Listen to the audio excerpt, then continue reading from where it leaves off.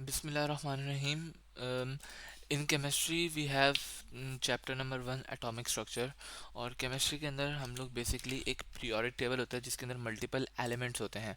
हम उन multiple elements के साथ खेल रहे होते हैं। तो हर एलिमेंट का एक स्ट्रक्चर होता है। Let's say we have hydrogen, तो हाइड्रोजन का स्ट्रक्चर आपको यहाँ नज़र आ रहा होगा। इसी तरह हीलियम का भी एक स्पेसिफिक स्ट्रक्चर है, लिथियम का भी एक स्पेसिफिक स्ट्रक्चर है, बोरॉन, कार्बन, नाइट्रोजन, ऑक्सीजन, हर एलिमेंट का एक स्पेसिफिक यूनिक स्ट्रक्चर है। अब हर स्ट्रक्चर के अंदर कुछ पार्ट्स हैं। अब जिस तरीके से हमारे पास यहाँ पर ऑक्सीजन के एक एटम का स्ट्रक्चर शोन है, तो सबसे पहले इसके अंदर हमारे पास है ये न्यूक्लियस है सबसे पहले। अब ये न्यूक्लियस क्या होता है? ये न्यूक्लियस सेंटर में होता है एटम के, ये ब्रेन होता है पूरे के पूरे एटम का। न्यूक्लियस जो है वो पूरे के पूरे एटम का ब्रेन होता है, और उसके अराउंड ये रिंग्स हैं, इनको हम ऑर्बिट्स या शेल्स कहते हैं। तो इस न्यूक्लियस के अंदर हमारे पास दो पार्ट्स होते हैं। एक होता है हमारे पास इस न्यूक्लियस के अंदर हमारे पास दो एलिमेंट्स होते हैं। एक होता है हमारे पास प्रोटॉन्स और एक होता है हमारे पास न्यूट्रॉन्स। ये जो ब्लू कलर के बॉल्स हैं ये हमारे पास हैं प्रोटॉन्स, और जो रेड कलर की हैं वो है न्यूट्रॉन्स।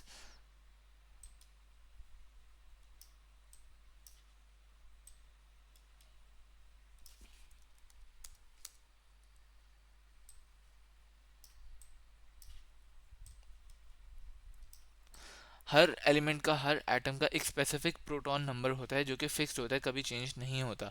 हाइड्रोजन का वी हैव 1, इसी तरह हीलियम का वी हैव 2, फ्लोरीन का वी हैव 9, आयरन का वी हैव 26। तो हर एटम का एक यूनिक एटॉमिक नंबर होता है, या हम इसको नंबर ऑफ प्रोटॉन्स कहते हैं। तो जितने भी नंबर ऑफ प्रोटॉन्स होते हैं किसी भी एटम में, वो उसका एटॉमिक नंबर होता है। अब इस केस में, ऑक्सीजन के केस में, वी हैव 8 प्रोटॉन्स, 8 प्रोटॉन्स। तो वी हैव दिस, जो 8 ब्लू सर्कल्स हैं ये 8 होंगे, ठीक है। और जितने प्रोटॉन्स होते हैं एटम के अंदर, एटम के अंदर जितने प्रोटॉन्स होते हैं उतने ही इलेक्ट्रॉन्स भी होते हैं। तो जो ये रिंग के अंदर आपको इलेक्ट्रॉन्स दिख रहे हैं ये भी 8 ही हैं, ठीक है।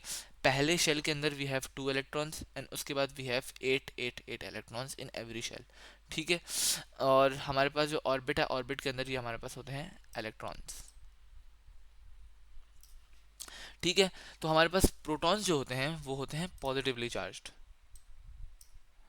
P for proton, P for positive, and neutrons are neutral, N for neutron, N for neutral, and electrons are negatively charged. अब जब हमारे पास प्रोटॉन्स भी 8 होंगे और इलेक्ट्रॉन्स भी 8 होंगे, तो हमारे पास जो ओवरऑल चार्ज आ जाएगा वो हो जाएगा न्यूट्रल, यानी कि 0, ठीक है।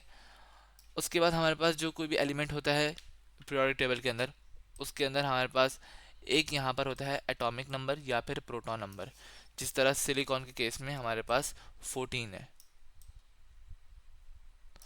और एक होता है न्यूक्लियॉन नंबर, ये इसका न्यूक्लियॉन नंबर है जो कि है 28। अब न्यूक्लियॉन नंबर क्या होता है?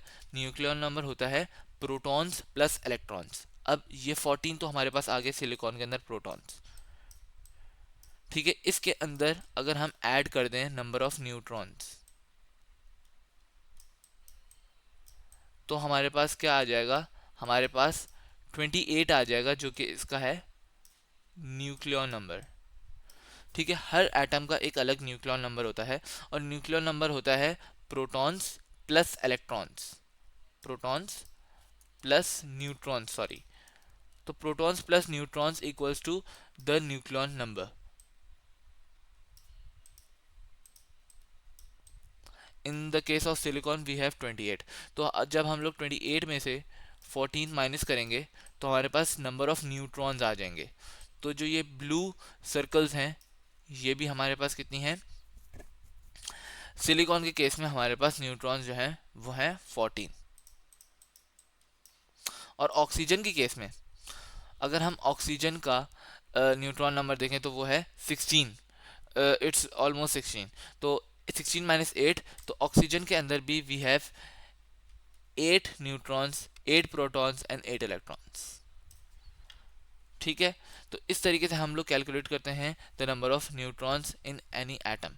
ये हमारे पास सारी डेफिनेशन आ गई इन सारी टर्म्स की। We have nucleus which is the centre core of the atom.